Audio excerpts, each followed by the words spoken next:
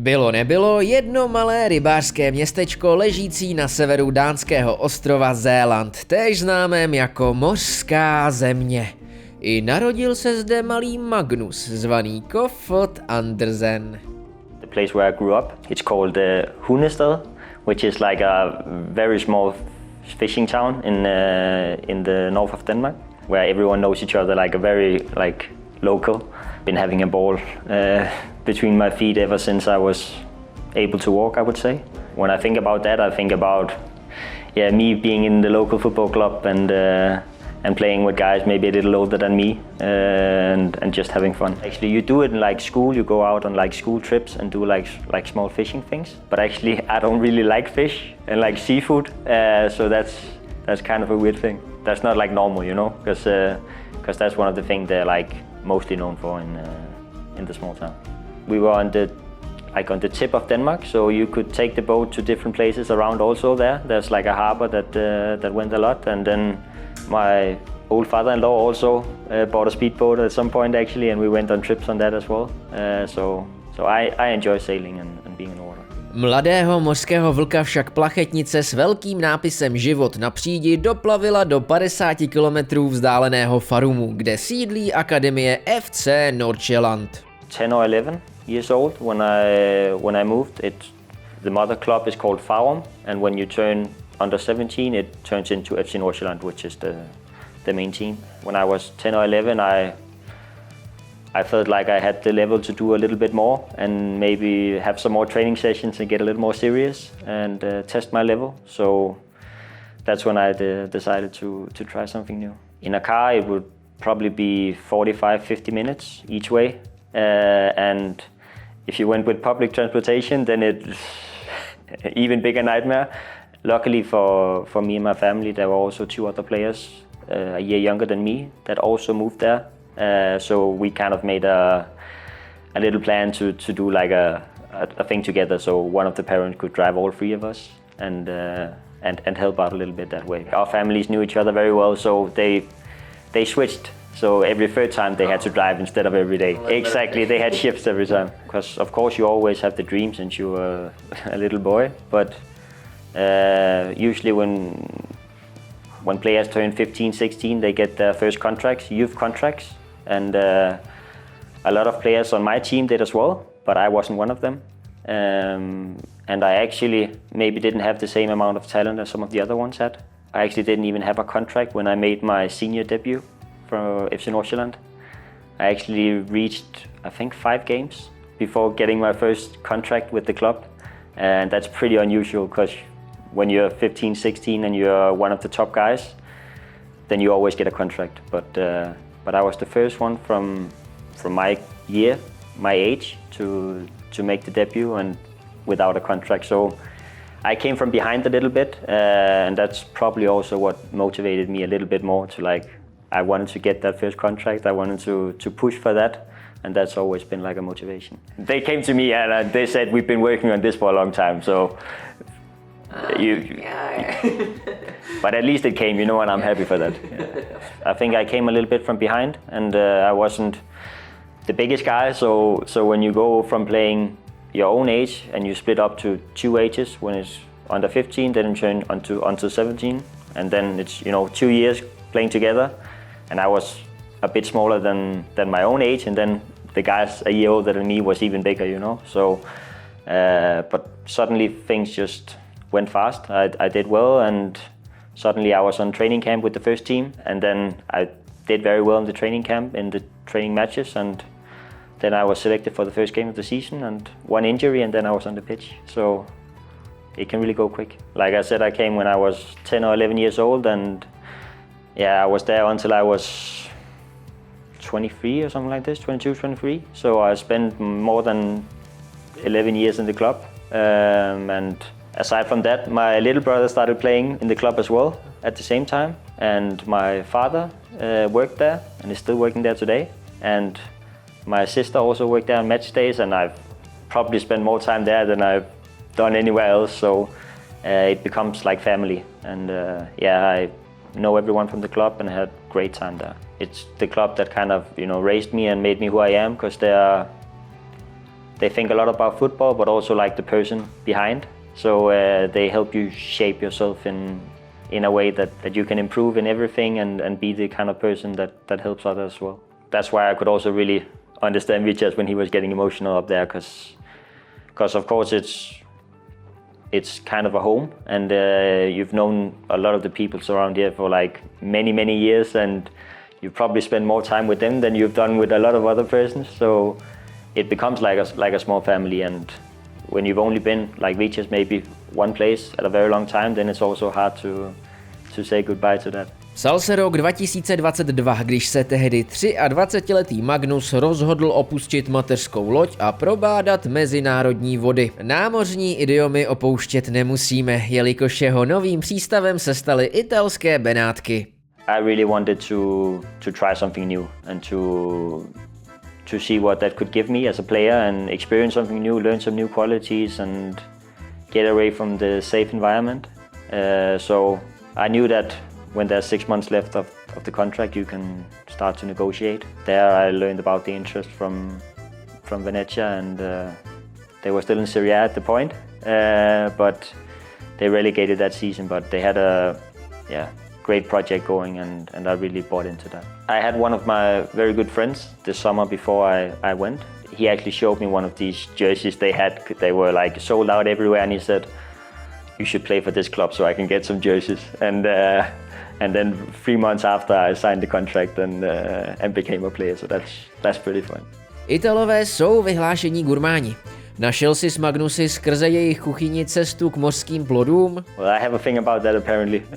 Water and fish, but no, I've gotten better, I would say. I'm trying a lot of things, especially in Italy. I really tried eating a lot of things that I'm not used to, because they are known for their big fish markets and very good restaurants. So that made it a little bit easier, at least, to get started and trying to not be so picky about the seafood. Yes, I love pasta. Pasta and red wine is a great thing in Italy, and I really enjoyed that. The dish, the carbonara, is my favorite by far, and I would like it with like a penne, which is the sauce goes inside, and when it's cooked al dente and everything is wow, that's amazing. There was also a very nice restaurant who made it with spaghetti, but I like the penne pasta one more. Tak trochu al dente byl i Dánův příchod do FC Venezia. Musel totiž kousat fakt, že jeho nový klub sestoupil do druhé nejvyšší soutěže. Po 2 letech ovšem Magnus spolu se svými spoluhráči vyplul na typické gondole zpět do elitních vod Serie A. The first season we started very poorly and was actually I think last in the league, and the expectation was for us to go up again in Serie A, and we fired the coach, got a new one, and then we made it to the playoffs in the first year. Second year we did the playoffs as well, but this time we won it and had a big celebration, and I gotta say that's probably one of the best experiences I've ever tried in my career. They had like the whole river full of boats and people everywhere just celebrating you while you sail slowly through the canals, and that's epic. I stayed the first year actually in the mainland, in the city called Mestre, right next to Venice. That's basically like any other city, like very calm, not very touristic, and a slow life. And then we decided to move into the heart of Venice just to have the experience, and I gotta say it was amazing.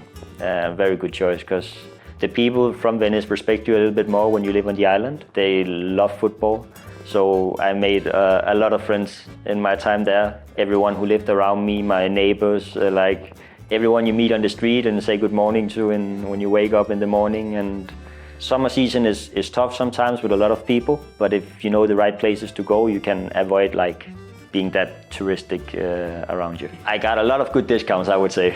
A lot of good discounts, and so did my wife. When we had games away, if it was good games or important games, if we won one of those games, then usually the waiters would say, you don't need to pay anything. It's on the hook. Yeah. So they're very polite and nice in that way. Rodák z Understedu obdržel také pozvánku do národního týmu, a to na podzim roku 2020. Nakonec však musel reprezentační sraz předčasně opustit. Prsty v jeho nuceném odjezdu má jeho dlouholetý kamarád a současný spoluhráč Petr Vindal. I actually had one call up for the senior team. Yeah, I actually just made it to the camp. I had one training. We were supposed to play Sweden. Very big for me at a young age to get the first call up. And then Peter actually, he tested positive for COVID. And because we play on the same team, there was a risk that I might have it as well because I've been in near contact with him. So they had to send me home, even though I wasn't positive, but just to be sure. I blame Peter, I still do. Yeah. Yeah, I really do. Okay, I would like to. That's a hard one to swallow still, yeah. We've also spent a lot of years together in Nordsjælland. I can't remember really at what age he came, but also in the youth teams.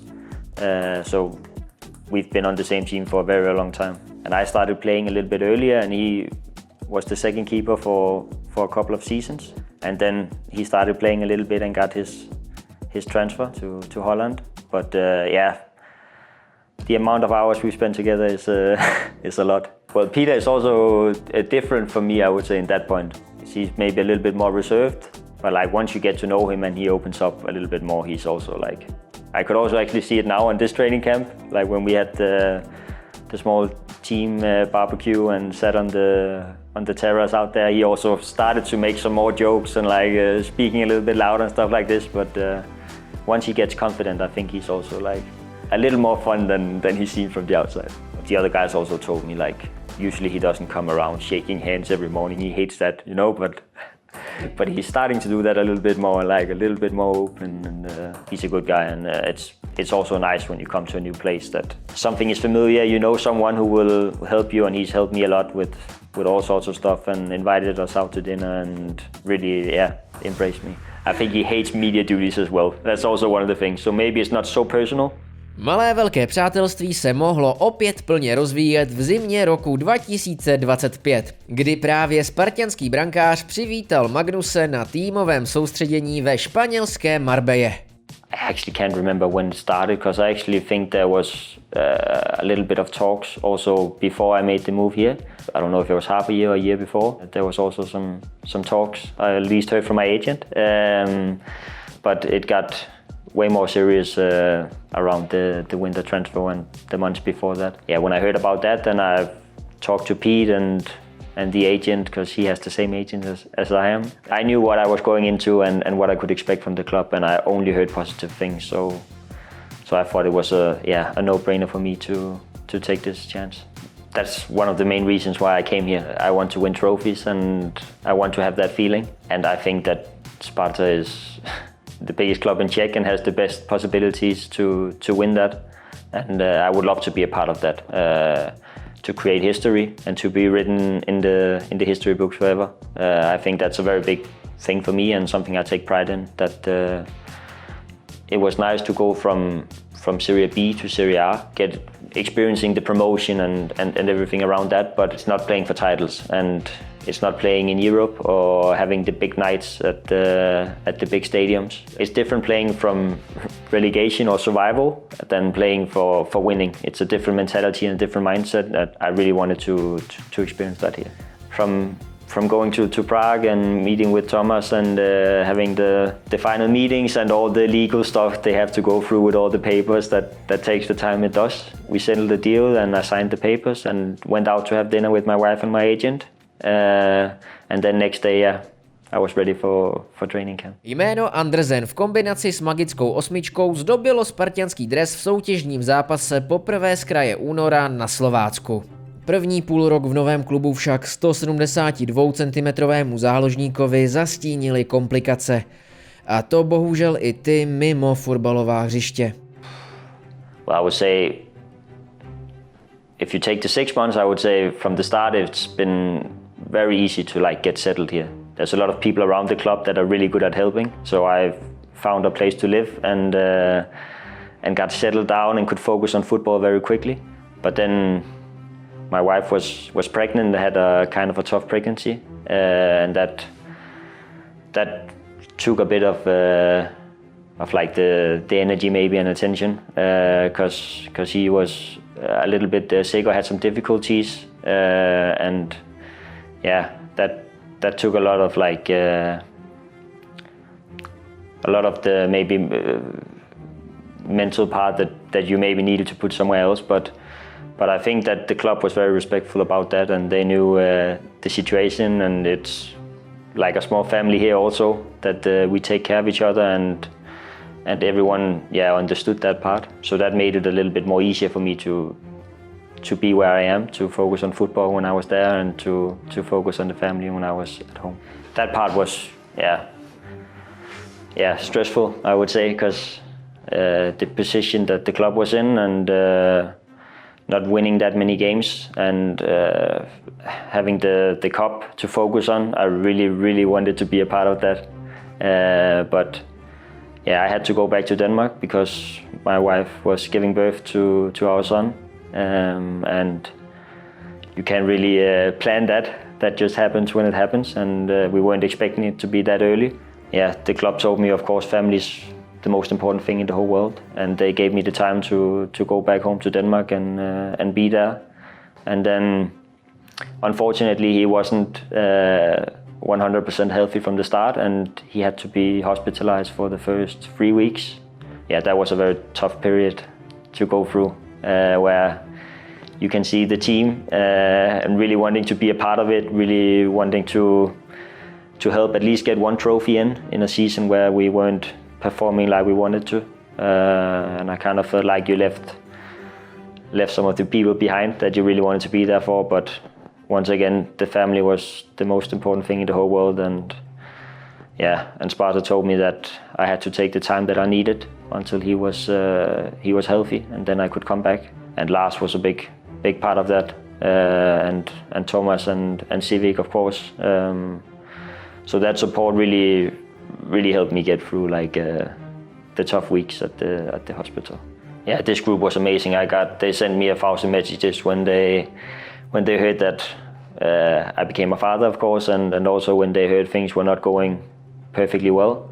So they really supported me. So yeah, I did what I could to help them as well get motivated and ready for all the games, and to make them work a little bit extra now that I'm not there. The thing with him was also very hard to explain in like medical terms, and it's a long history of a lot of things, and specific small things. So one thing was that it was very hard to explain to people, and second of all was, of course, that I wanted to be in 2 places at one time, and you can't do that. But yeah, as I said, the most important thing is the family, and that I was there to support my wife and the small child that we had, and then trying to balance everything around with informing family and friends and the club and everyone around, and making sure that we were good at the hospital as well. 𝒂𝒂𝒏 is now a healthy little boy. He's a healthy little boy, and he's really doing good, and he's back home in Prague. So I was this close to being in training, and maybe in consideration for one of the last games here in December. I did a passing drill with some twists and turns, and one small movement where I pass a ball and have to go the other way, and I just felt the knee give in and move out of place and get back in again, and it was that same pain that I felt against 𝒂𝒂𝒏, and I felt it straight away, and that's when I knew that okay, it's gonna take a long time now. So that moment I was devastated.